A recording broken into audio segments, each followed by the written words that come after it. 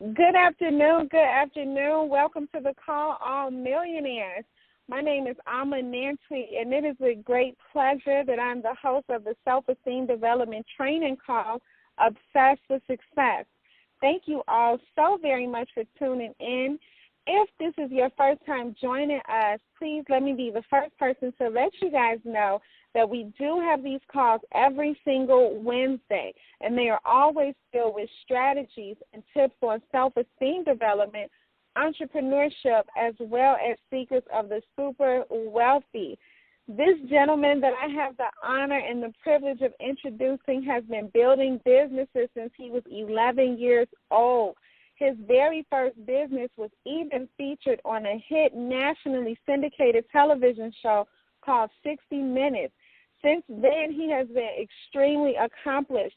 He's done consulting for various Fortune 500 companies such as Red Bull and Suasion, as well as helped thousands of ordinary people, including myself, create, build, and sustain successful businesses and creating additional revenue streams for themselves. Millionaires on the line, he literally never had a job a day in his life. This is why he is known as the entrepreneurologist. Mr. Ali is an author, a self-esteem development expert, my personal coach, my mentor, and my friend. Now coming right up to the line is Mr. Haziq Ali. Are you on the line, sir? Yes, I am. Yes, I am. Can you hear me, Miss Nancy? Yes, I can hear you loud and clear. Please take it away. Thank you so much for that incredible introduction. I have people hitting me up like, man, I need to learn how to introduce people.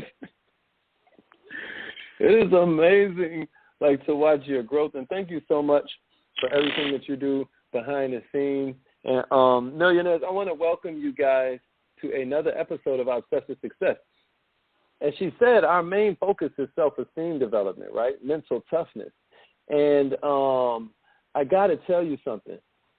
And I'm sure Miss Nancy agrees, because even in the world of, where she's a CPA, or even with some of the other people that are on the line who are salespeople or people who deal in pharmaceuticals as it relates, we've got people from Pfizer and Xerox. I've heard of people that are in, just all kinds of walks of life, different shapes and colors and sizes and creeds. And, one thing about it is that we are all living in a world where interaction is how we get it done. Money doesn't come from Fort Knox, does it, millionaires? Money doesn't come from the printing press, does it? Money doesn't come from the U.S. Treasury. Money doesn't come from the bank. Money comes from people. Isn't that true? So since we're living in this world where people are so vital to our growth, where people are sort of we're integral to our ability to get what we need done, I thought that this would be an important topic for us. This is a great time to be text messaging family and friends and letting them know we're here. While you're getting everybody together and as we're just getting into it, for those of you that are on time, I just want to give you a few thoughts about influence and persuasion. Just a few thoughts for you to kind of jot down, because these past couple of days we've been covering some things. Like we covered the 6 principles, the 6 shortcuts to persuasion, which we'll go through again in a little while. But Robert Cialdini is who you want to study. Robert Cialdini is this is just his world, right? This guy is from Arizona State University, professor emeritus, where he just specializes in behavioral research and what makes human beings operate the way they operate. Incredible bits of research that he's put together for us millionaires. And I can't say enough about him, but what I want to throw out there for you is just a few thoughts. Here's one about if you want to be more persuasive, just remember this. Reciprocity is built into your DNA. Write that in. Write that down. Reciprocity is built into your DNA. For our species to survive, we are designed to help each other. We're designed to sort of want to assist each other with life because it helps us continue the species. So they've done all kinds of studies. We'll get into that in a little bit, but I just wanted you to write that down. Listen to me. The most selfish thing you can do for yourself is serve somebody else. That's more proof. Here's the second one. Persistence always pays. Persistence always pays off. Listen, if you want to be influential, please remember that if people don't respect nothing else, they respect your consistency. Here's the third one. Give sincere compliments. Learn to give out a few sincere compliments every day. We are all always thinking that it's all about us. Don't you know that if you happen to be the first one to become the bigger person and look out for somebody else, it will change your level of influence in their life? It will get to the point where they want to, if you tell them they look good, man, when they're around you, they're going to want to look good just because you now wield that influence over their self-image. Now it's almost like they want to fight for a compliment from you because of the fact that you shifted their awareness. We're going to talk about this a little bit later. Here's the other one. Set expectations. Millionaires, learn to set expectations. Do you know that a whole lot of persuasion is learning to manage other people's expectations? Do you know that? Do you know that if you promise a 20% increase and you deliver a 30% increase, you're a god? But if you promise a 40% and you deliver 35, you get punished? Now 35 is higher than 30, but it was all about the expectations. See, a lot of times persuasion and influence is really just about understanding and over-delivering on people's expectations. I hope that's helpful to somebody. Here's the next one. Don't assume. Millionaires, don't assume. See, the whole thing that we do is we'll get into business a lot of times because it's something that we love to do. But see, millionaires, just because you love it, don't assume they need it. Don't assume that you don't have something else that they would love even more. A lot of times, that's why you want to do more listening than you do talking if you're looking to persuade somebody. I hope this is helpful to somebody out there. Here's number 6 I want to give you, and we'll get more into this later. But scarcity, scarcity, scarcity. Everything has value just because of its relative scarcity. Do you know that? Right now, you're complaining about something in your life that if it were the only thing, the only reason you complain is because you know there's other options. Think about that. Things only have value because of their relative scarcity. If you want somebody to want what you have, you got to make it scarce, even if that object is yourself. Just think about that. Here's the next one. Urgency.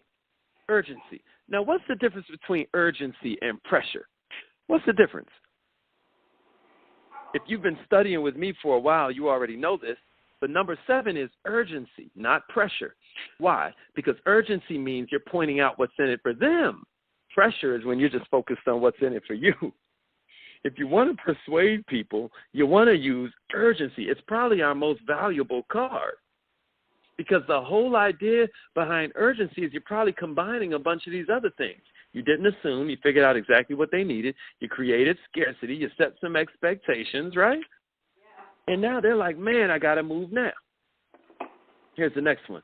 And, boy, you guys are going to get man, this is some of the stuff that I learned from this book. It's called Suasion. Again, that's our book of the week. That's where I'm giving you a lot of this stuff from. I combined other things with it that I just thought would be helpful to you. But listen to me. Get this book from Robert Cialdini.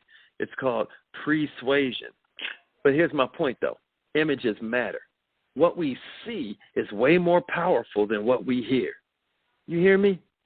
So what you want to do is kind of learn to perfect the art of the first impression. We've done whole trainings on just first impressions. Millionaires, you've got to learn the power behind building a strong first impression into your approach if you're looking to be more influential. Okay, here's number 9. It's weird. I'm hearing stuff in the background, but okay. So here's number 9. Millionaires, build rapport. Now, we talked about mirroring, we talked about matching, but learn to build rapport, because the more you're able to build rapport, the more you're able to establish that relate that you need before you can navigate. You know, I'm always teaching relate and then navigate, relate and then navigate. Well, a lot of that has to do with you building the rapport with the person. So because we like people who we are like, it means a lot to us if we see ourselves in each other. So work on that. Work on building rapport. And then the last one that I'll let you know before we get into today's the real part of today's training is, listen, learn to transfer energy. Every morning, the reason we go, woo, when we're doing affirmation nation and all of that, is because we're setting these anchors. A lot of times you can smell something and it'll bring you right back to a place you were. Or you can hear a song that went to a certain TV show that was on when you're little, and now you're back in the living room of that babysitter's house, right? Well, here's the whole point. You've got to realize that some people drain us of energy, others infuse us with energy. The most persuasive people understand how to transfer their energy to other people, how to motivate others, how to invigorate others. But listen to me, if you got no energy, you're not persuading nobody of nothing, at least not in a good direction. Now, don't get me wrong, you can persuade them to get sleepy just being around you and you're just this Eeyore. But if you want to motivate people, if you want to get things moving, most times it's happening with the turn up. Most times it's happening with you becoming that star, you turning up your star power. Remember, we call the celebrity stars because just like the sun, they have this certain amount of energy that makes other people orbit them. Learn to turn up your energy. Learn to be a thermostat, not just a thermometer. Millionaires, I hope that was good for you. I just wanted to give you some quick thoughts on this before we got into it. Hopefully you've had a chance to get your study buddy on the line. Millionaires, here at Obsessed with Success, we are scholars who focus not just on solving the problems that make you go, but we also want to give you pure, actionable steps that allow you to change your life immediately. Today's topic is no different. When you leave this call, I want you to have a clear understanding of exactly how to set the mood before you deliver your message. Because what you're about to learn during this call is that the way you set up the message has way more to do with how the message goes through than you've ever dreamed. I've always taught this to my different clients, my different coachees, whatever you want to say, my teammates. I've always talked about how you a lot of times don't want to be, in our form of entrepreneurship, you don't want to be presenting your opportunity or your product or your service without letting somebody else step in the middle between you and the person. Why? Because they have to set up the persuasion. But guess what you have to do before you even put that expert in the middle of it? You have to what? Set up the persuasion. We call it edification. What is my point? My point is that as you go through this process of becoming the ultimate version of yourself, you're going to have to learn emotional IQ, because in this world of automation, this world of artificial intelligence and massive progress as it relates to technology, your ability to understand other human beings is going to become invaluable. You've got to learn this stuff like a science. Millionaires, selling is influence. Marketing is storytelling. You've got to persuade them both if you want to be good at persuasion. You've got to combine them both if you want to be good at persuasion. Millionaires, the most legitimate form of marketing is education. The most ethical way to help people to change their lives is education. And if we do it right, then they're going to benefit in the end. Our whole idea is that we're not here to coerce them. We're not here to trick anybody. We're not here to force anybody. We're here to inform them into acceptance of this new level of knowledge we're giving them. We're going to inform them into acceptance. We're educating them into the factors and the features of what we have that will better their situation, that will make their lives better. And if we do this properly, and storytelling is one way to do it, they're going to accept it. They're going to crave it. But see, the whole idea that you've got to understand is that inside your story, now there are characters that they can relate with And then as the character solves their problem, the person sees how they can solve their own. We in the audience now learn how to solve our problem based on the way the person in that story solved theirs. That's just one of the ways that you can educate people when they don't even realize that they're being, quote unquote, sold to. Or they don't even realize that, and it's not so much that they don't realize that that's the results you wanted, it's that they don't care, because they're there for who? You or them. The fact that you benefit off of it, that's just what it is. But really, they're there to solve their own problem. So as we all know, rapport is built from trust and comfort, right? We know that you have to have rapport before you can influence somebody. And we know that rapport is built from trust and comfort. But trust and comfort in what? I think what we're going to do next week is this whole, I think we're going to put everybody onto this Jordan Belfort, this whole straight line persuasion system. But he talks about how rapport is really made up of two parts, helping people to take control or showing them that you can help them to hit their goal. That's really what rapport is. But listen, even if you want to go with Robert Cialdini's definition that rapport is built of trust and comfort, you still got to ask yourself, what is trust made up of? And trust is made up of two different categories. Trust is made up of credibility. Will you try to do what you said you was going to do? And then trust is made up of competence. Are you even able to do what it is you're saying you're going to do? Are you competent and are you credible? That's trust. But listen to me. Once you form that rapport, once you've sort of established the fact that you like each other, there are still some significant things that you can do to up the chances that they give you that yes that you're looking for. We've covered them on Affirmation Nation before. I'm going to run through them really quick just so that you have them once again. You'll be able to Google this. It's all over the internet. Listen to this.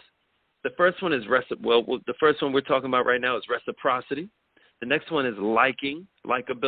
The third one is authority. And, you know, you can put them in any order, really. Commitment and consistency, because I know a lot of times I teach it using the Clark's acronym. Scarcity. But this is the thing about 2017 versus years and years and years ago when Mr. Cialdini came out with influence. Here's what's changed. One of the six is massively more available to you, and that's number 6, social proof. Millionaires, social proof is one of the most powerful of the ways to persuade people, and it's everywhere you look right now. I mean, what is social media but a big old social proof network?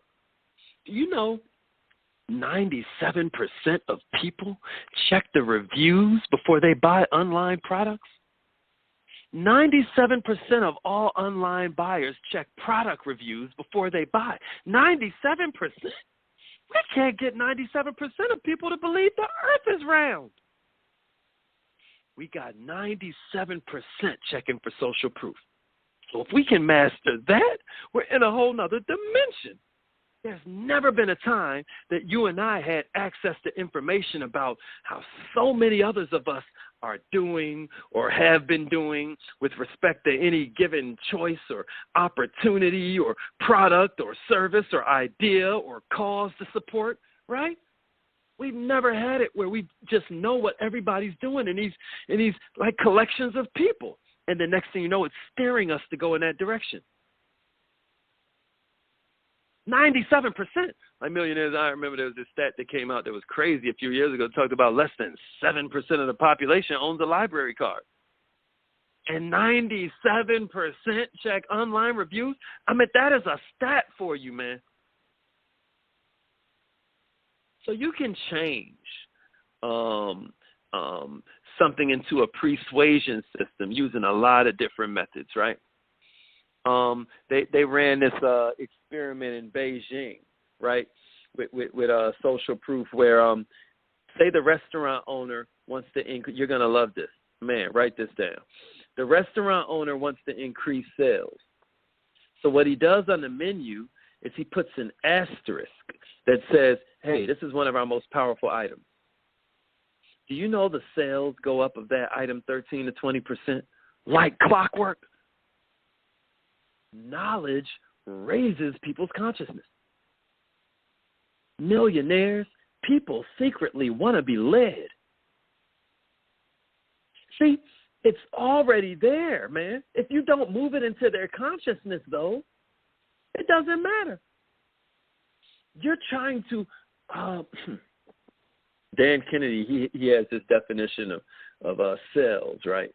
Yeah, if you don't know Dan Kennedy, he's definitely somebody that, you know, I mean, his courses are super expensive, but he's a wizard, right? Selling is getting them to intellectually engage in a future result that's good for them, and then getting them to emotionally commit to taking action to get that result. One more time. Selling is getting them to intellectually engage in a future result that's good for them, and then getting them to emotionally commit to taking action to get that result. Now, as we all know, the heart makes the decision instantly, and then it's up to the mind to figure out, why did we make that decision? Make it sound good to us, mind. Right? That's what the heart's saying. The heart just going to get what it wants, and then it just put the pressure on the brain like, man, you know, tell me a pretty lie. We call it a rational lie. Rationalize. We rationalize things, right? Listen, but if that's selling, then what persuasion is, I guess you could say, is getting people engaged to a future piece of information for a future result. So the whole idea is that what you put in a message can increase the likelihood that people are going to want it, that people are going to want to get it. And so what persuasion is it's what you should say or do in the moments before you deliver that message. That'll make people kind of lean into you. That'll make them attuned to the strengths of what you're about to say. That'll make them receptive to it, open to it. And open to the thing. And this is the whole point of today's training. You've got to make them open to the thing about your message that's its strongest element. It's almost like branding as a mindset. Persuasion puts the portion of your brand that's most relevant to them into your mindset. You're bringing to the forefront the thing that will make it wise for them to say yes. What makes them brilliant for saying yes? Because that's the essence of what it is you're offering. Millionaires, you've got to hear me on this. If you do this 5 to 10% better, yeah, you'd increase significantly. You'd really improve. But you mess around and learn to do this 5 to 10 times better, you're going to transform your whole life. It's a whole different game. It's worth it.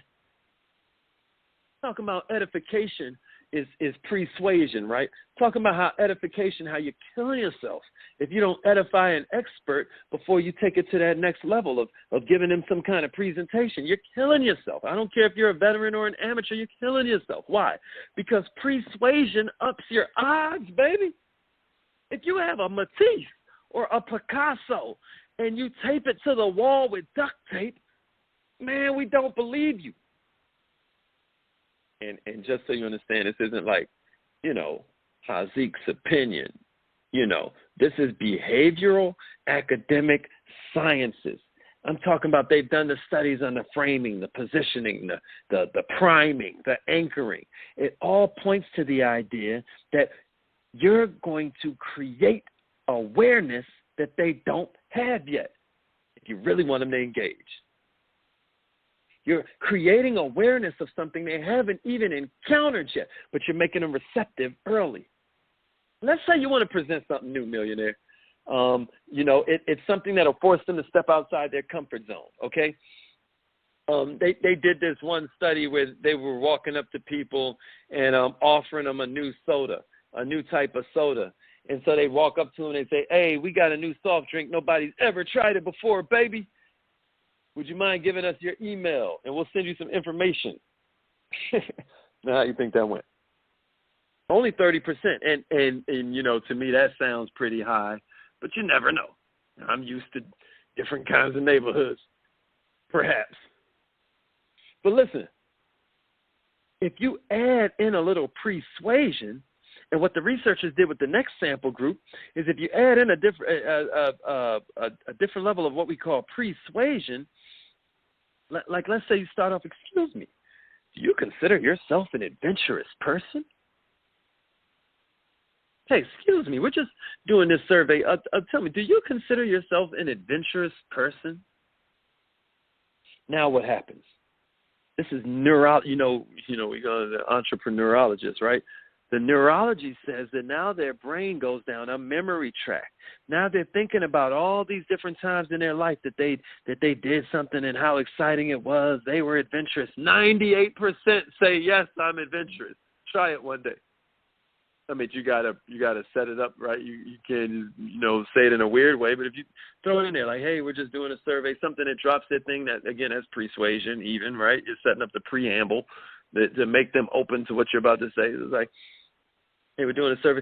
Do you consider yourself an adventurous person? Yes or no? 98% said yes.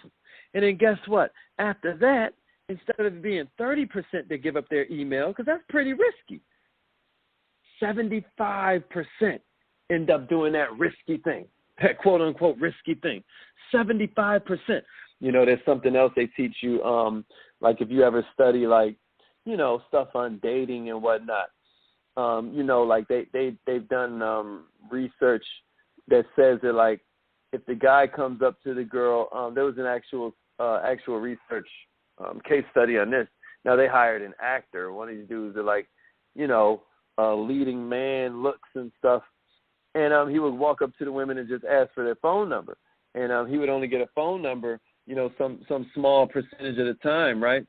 But what's crazy is that it would triple their chances if they asked in front of a flower shop, right? Because the flower puts the woman in more of a what?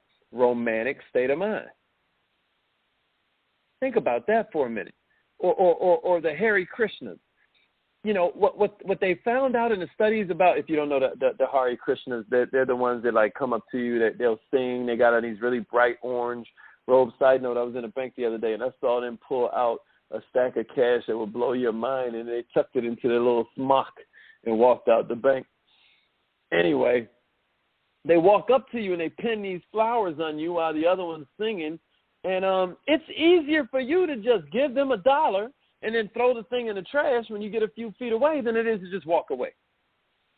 It's amazing how this stuff works, man. I mean, you're not even doing stuff for the reasons you think you're doing it. It's crazy how the brain works. Going back to the example of boy and girl, man and woman, right? We already talked about are you adventurous triples your chances when you ask for we already talked about the flower shop, and we talked about are you adventurous. Do you know if you combine them? Like, say you're talking to the lady that you want to date with, and you ask them, are they adventurous? Well, that takes you up a whole nother level. If you ask them, are they adventurous, before you ask them out on a date, at any rate, it's amazing. So here's what I say that to say about with the flower shop. Persuasion can definitely be about, and I said persuasion, but I'm saying persuasion can absolutely be about physical environment. That's why when the guy walks up to the women and asks for the phone number, it goes from 13% to 26%. It almost doubled because he's in front of a flower shop. If he was in front of a bakery, what do you think? I mean, do you send the woman donuts? Ladies, would you consider that romantic? Don't answer that. But the whole point is that when the man asks for the woman's number in front of the flower shop, the romantic mind kicks in, and guess what? The romantic mind overpowers the risk. It can be a word, millionaires. It can be a setting, like the flower shop. It can be music. It can be an image. Here's one for you.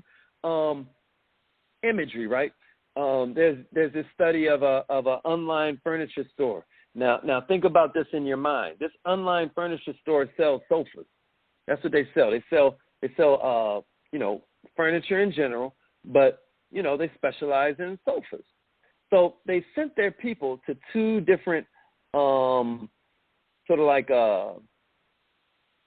websites. They did what's called a split test. And they sent the person that would come to their website to two different websites. And they had two different background images. The same website, but it was a split test. Two different background images. One background image when they sent them there would be an image of some fluffy clouds. The other image would be an image of coins and pennies. Now, again, same store. They specialize in sofas. People come here because they're looking for sofas. It's just they did a split test where they programmed it into the website where, you know, person number 1 is going to see this one, person number 2 is going to see this one, person number 3 is going to see the one person 1 saw, person 4 is going to see the one that person 2 saw, and so forth and so on. It's called a split test. This is what's crazy. Millionaires, the people that looked at the fluffy clouds listed comfort as the most important feature for a sofa. They went on a search for sofas based on comfort level. The ones who were forced to look at the background image of the coins and pennies, they ranked cost as the most important feature. And then they went on to search according to cost. Everything was what's the cheapest, what's the best value for the how can I get the most bang for my buck? Millionaires, in the words of Steve Jobs, people don't know what they want until you give it to them. In other words, the mind-blowing thing that I want you to learn from this training is that entrepreneurs are normally taught to find a need. But once you learn this information, it becomes design a need. It's no longer find a need and fill it. It becomes design a need and fill it. They used to say, tell me what you're paying attention to, and I'll tell you who you are. You know, because what the customer looks at reveals a lot about themselves, right? But now it's a whole nother level. See, because what you're paying attention to doesn't just reveal who you are, it makes you who you are. You're a ball of emotion. Millionaires, the people in France, with that example I gave you, the guy walking up, they can make the woman more romantic just because they're in front of a flower shop. Just because they're not in front of a bakery. Man, you could go on and on. Or look at these words. You know, the reason why I always say you got to get with a good coach. You have to get with a good coach because it's so easy to mess up, just like it's so easy to do well. I'm going to give you a small example. Here's one word that changes everything for you. Man, when I learned this one, I was like, wow. Listen to this. Millionaires, a lot of times, we're taught to ask for feedback. And the way we normally do it is we ask people for their opinion, right? No, millionaires. Ask for advice. See, opinion is one of those words that when you're trying to be persuasive is a huge mistake. Because what it does is it makes them take a step back because now they need to look objectively like, oh, you want my opinion. But when you're asking them for advice, whole different world. You just now merged into one. Now, and I don't know if you've ever heard this, but people don't sink boats that they're on, that they're riding in, right? People support what they help create. You got me? If they help you plan the fight, then they won't fight the plan, right? So millionaires, studying this stuff is of vital importance to your future because the rest of your life you're going to be dealing with people. So if you want the number one step to persuasion, the number one step to taking the most powerful part of your brand and congealing it into a mindset that you can express to your prospect. If you really want to know what the secret is, here it is. Now, this is in no way meant to take the place of you actually reading the book. You definitely want to get this book. But I'm going to give it to you where if you can catch this, it was worth the price you paid to be on this line, right? Millionaires, focus on your message's strength. What part of your message makes it most wise for them to say yes? Once you identify that, All you have to do is reverse engineer to the moment right before you're about to present, to the moment right before you describe that thing. So now you've already aligned their consciousness to the strengths of who they are, to the strengths of what they believe, and then to the power of what they need. Don't you get it? When the people saw clouds on the website, they've now got comfort. And see, if you mess around and have comfort as the strength of the product that you want to show them, you're in there. There's nothing they can do about it. They already need it because you already brought it to the forefront of their mind, and then you present it, and then they got their result. This stuff works with anything. They gave one example where they're at Arizona State. He was having a conversation with a colleague, and he needed something for a project by I think 9 that evening or something like that. So he left him a message because the guy didn't pick up the phone, and he said, "Hey, I'm gonna be calling you later. I just need your help with this such and such and such. I need it by 9:30." So he calls the guy a little bit later. The guy picks up the phone. "Hey, I know what you're calling about. I'm not going to be able to do it, man. I've got my own projects I'm working on. I just can't do it. I'm so sorry."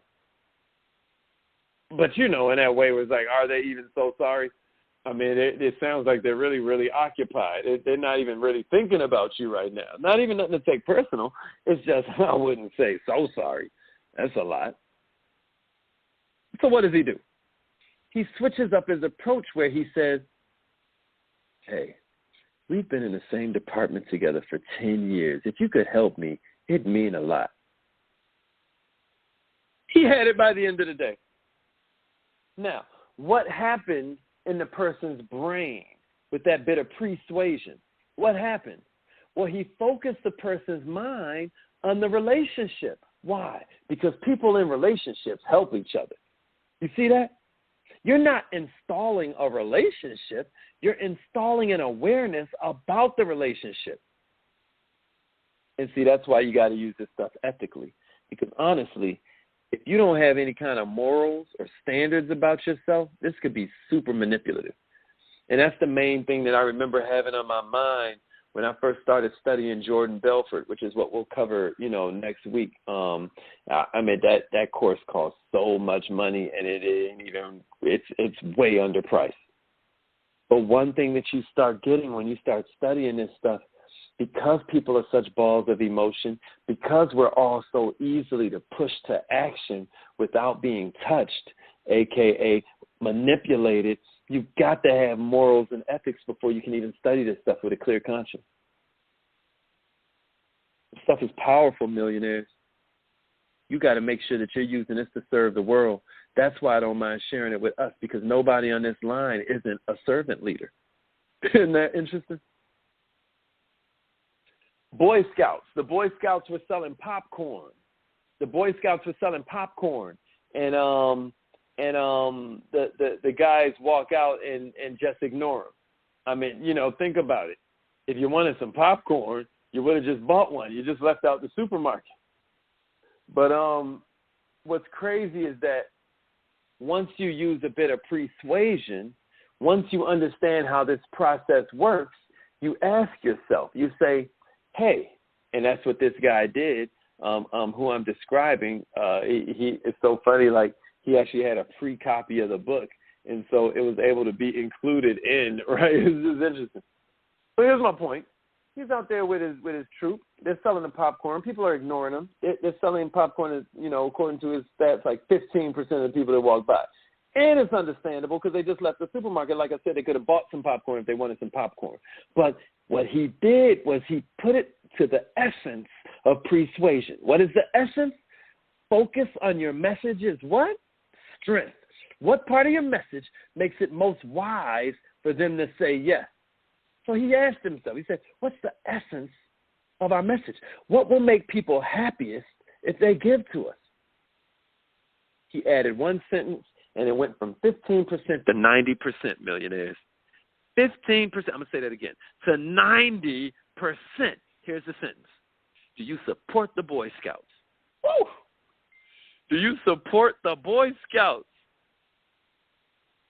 Do you support the Boy Scouts? Went right to the heart of the message, and people couldn't listen. If they don't want the popcorn now, they just give them money. Like I said, it can be a word. It can be a setting. It can be music. They've got studies where, you play this German music at this time in a wine shop, and then everybody wants a Jaeger or whatever you call it. You're watching a sitcom. Why the heck are they playing a laugh track? I talk about this all the time, right? Why the heck are they playing a laugh track when this is one of the most hilarious comedians on the planet? Because even then, they want to not. They want to what? Tell you when you're supposed to laugh. I'm going to leave you with this last study, and we're going to get out of here. Let's say you want people to be more helpful. You want to talk about persuasion, or what we talked about last week on Train the Trainer called context. Remember how we talked about how context is always more important than content? That's persuasion. Or when you hear about edification, that's persuasion. It's really interesting to me how the truth always repeats itself, almost like a police interrogation. Like you split everybody up in the car, whoever says the same thing, they the ones telling the truth. Right? It'll just keep showing up. Listen to this. This is going to blow your mind. I could not even believe it, and I've studied some wild stuff. I couldn't even believe it. You want to talk about persuasion? Let's just say you want people to be more helpful. In Belgium, they had 3 different groups. Kind of look at 3 different pictures. One picture was of a figure just standing alone. The next group looked at a picture where there were 2 figures and they were standing apart. Millionaires, the third picture, was of 2 figures who were standing together in unity. Now here's the wild part.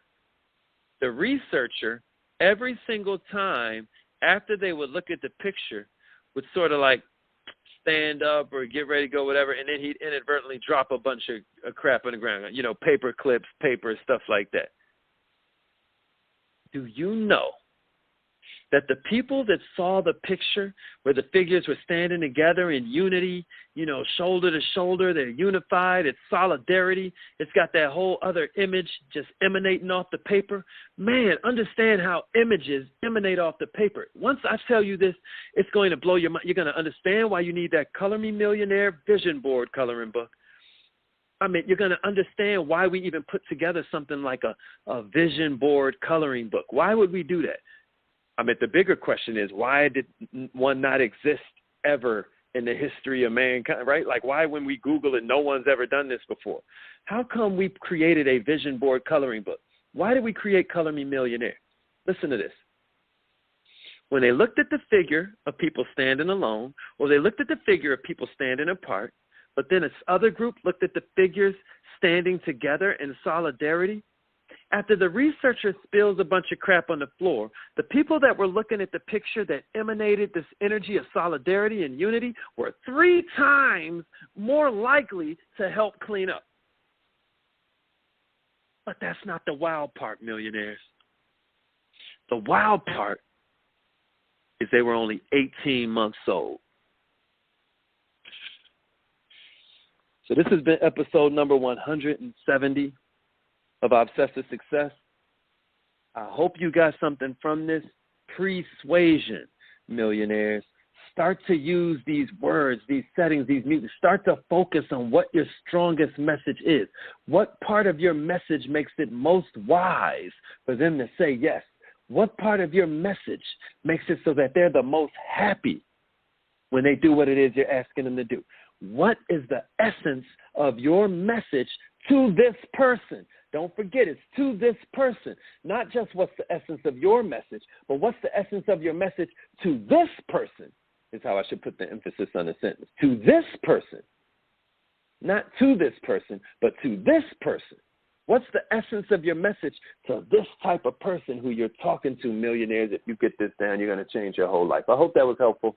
Please remember, either your mind has to expand to match your goals, or your goals will just start to shrink to match your mind. I love you all. Let's grow.